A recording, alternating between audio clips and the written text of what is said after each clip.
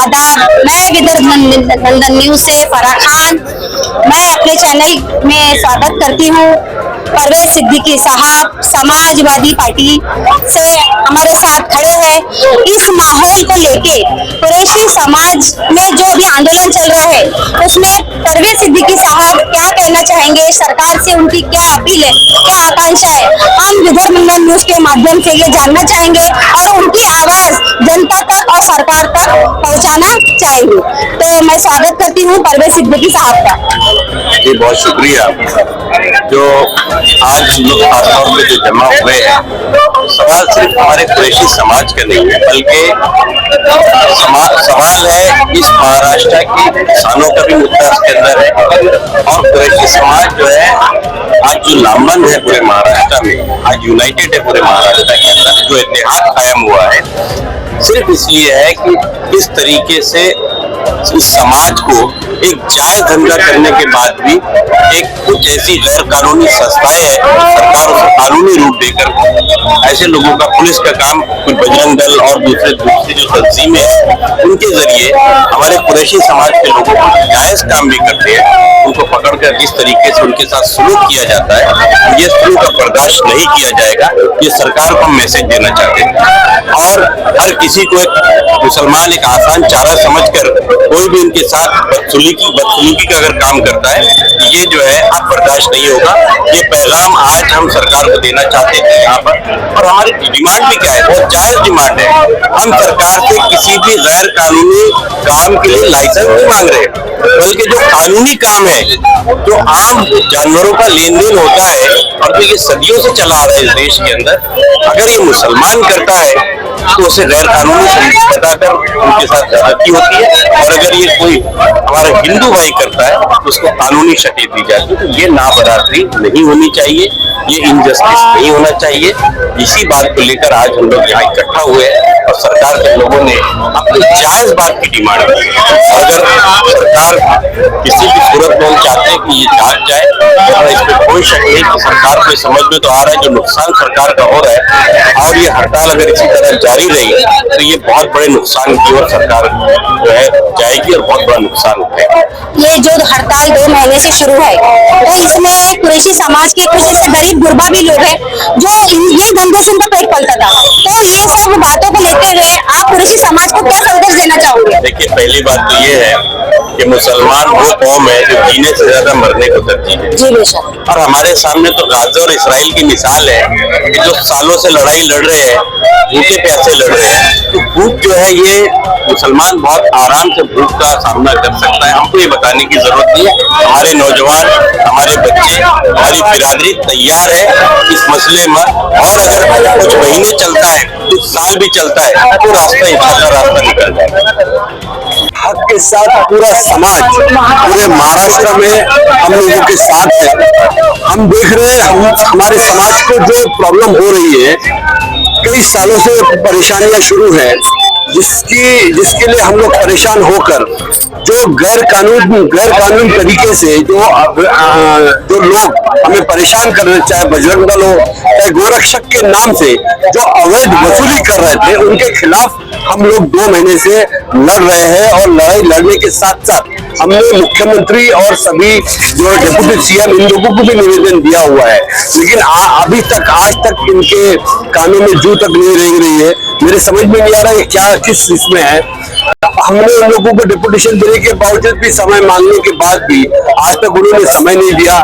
फिर भी आज हम लोगों ने दोबारा कलेक्टर के पास जाके एक रिप्रेजेंटेशन दिया है कि जो हम लोगों को परेशानियां हो रही है, जिस अवैध तरीके से ये लोग वसूली कर रहे हैं, उसको बंद किया जाए। हमारी कोई इलीगल ट्रेड की डिमांड नहीं है, हमारी लीगल जो ट्रेड है, जो गवर्नमेंट ने कानून में हमको दिया हुआ है, उसी तहत पर हम लोग ये काम कर रहे हैं। हम जो इलीगल वसूली कर रहे हैं, उनके खिलाफ ये हम लोग एहतजाज कर रहे हैं।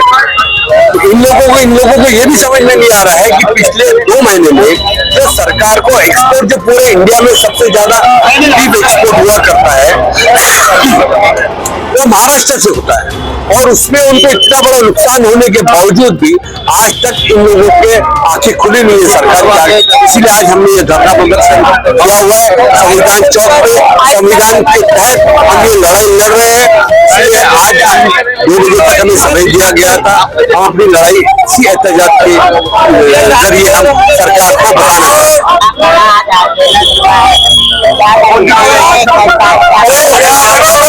हम तो ये चाहेंगे कि मुख्यमंत्री इस पर हस्तक्षेप करे।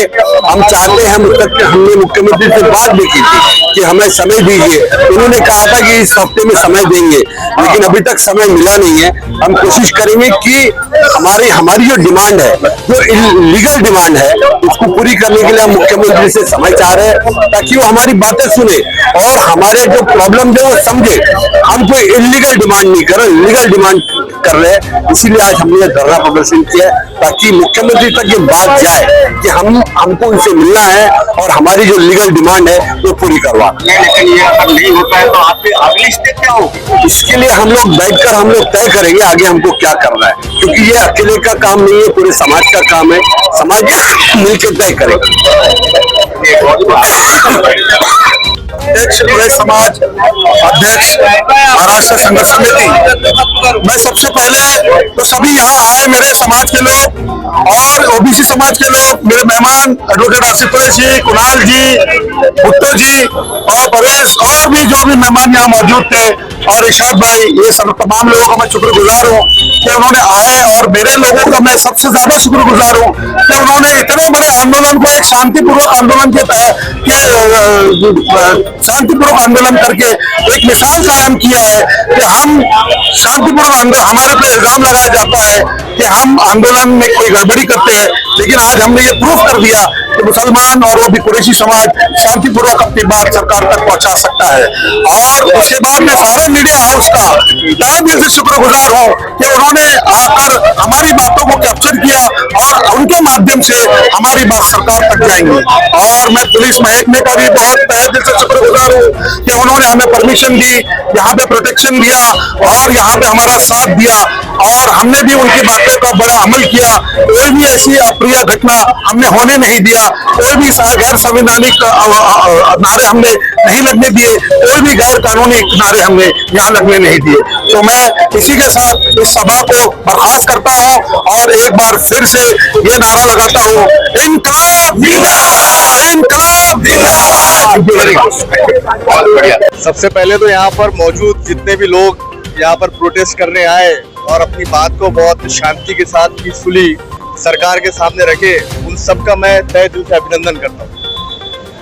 देखिए, ये सिर्फ एक प्रोटेस्ट नहीं है और ये किसी एक समाज के लिए प्रोटेस्ट नहीं है, ये प्रोटेस्ट मानवता के लिए है, इंसानियत के लिए है। मुझे ये बताइए, एक समाज जो सिर्फ ऐसा नहीं है कि सिर्फ वो अपना ही पेट पाल रहा है, इस समाज के जरिए जो है और दूसरे समाज का भी पेट पलता है।